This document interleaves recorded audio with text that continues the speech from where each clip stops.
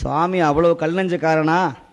இல்லை இல்லை, நமக்கு ஒரு சோதனை கொடுக்கறான்னா பின்னால் ஒரு சாதனை பண்ண போகிறான்னு அர்த்தம்.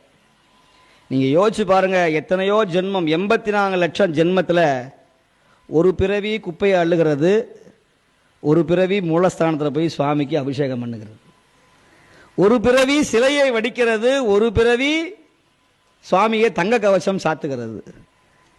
இப்போ இது யார் செய்த புண்ணியம்? எத்தனையோ ஜென்மாந்திரமாக ஜென்மாந்திர கிருதம் பாவம்னர், எத்தனையோ ஜென்மங்களாக செய்த பாவம் தொடரும், எத்தனையோ ஜென்மங்கள் செய்த புண்ணியமும் தொடரும். எல்லாருக்கும் இந்த பாக்கியம் கிடைச்சிடாது.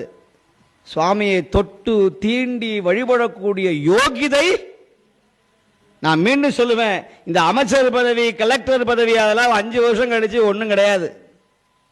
ஆனால் என்னைக்கு வரைக்கும் இந்த காஷாயமும் இந்த ஆச்சாரிய பட்டமும் சாகர வரையிலும், ஏன் அடுத்த பிறவிலே அது தொடருமப்பா.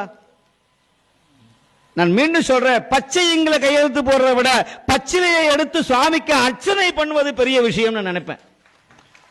ஆமா, நீங்க 1000 பேர் கிண்டல் பண்ணலாம், கேள்வி பண்ணலாம், அது வேற விஷயம். அது காரணம் இந்த அரசாங்கம், சில விஷயங்களுக்கு காரணம். ஆனால் இந்த பண்பாடு, சைவ பண்பாடு, இறைவனை வழிபடக்கூடிய அந்த பண்பாடு இன்னைக்கு வரைக்கும் நம்முடைய உலகத்தில் இருந்து கொண்டே இருக்கும்.